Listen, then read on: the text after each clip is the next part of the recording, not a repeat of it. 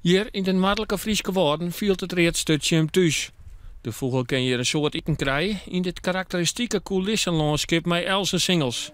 En krijgt in deze omkrieten krijg je bij een les over het reedstutje.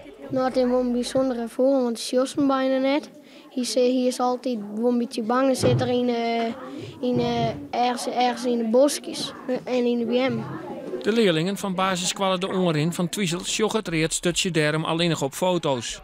Een trekvogel die in augustus naar West-Afrika vliegt.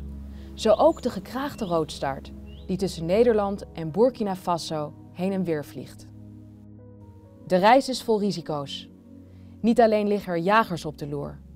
Ook is het weer vaak slecht en is de droge en hete Sahara-woestijn eindeloos groot. Ze vliegen helemaal in een eentje, 's nachts. Het kost hen heel veel energie, want ze klapwieken. Dus je moet je voorstellen hoe zwaar dat is. En ze doen dat in zo'n 3 à 4 weken. En ze stoppen 2 à 3 keer maar onderweg om bij te eten. Het reedstutje speelt een haarrol in het project over trekvogels van Vogelbescherming Nederland. Want ook al jet is de vogel net bij de bedreigde soorten, bij hem binnen de toekomst en moet er goed op het reedstutje passen. Er blijft steeds minder natuur over en daardoor is er minder voedsel voor de gekraagde roodstaart.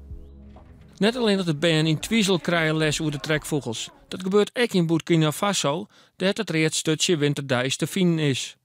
Zo worden de leerlingen bewust maken van het belang van de natuur. Net alleen in de natuur hebben we rekening verwerken, maar ook aardrijkskunde, geschiedenis, alles komt bij naar voren. En dat kunnen we nou alle je proppen eigenlijk in een week. De gekraagde roodstaart wisten we nog net zo vol hoe, de trekvogels ook net. Daar hebben we nog eigenlijk al een heel soort geleerd.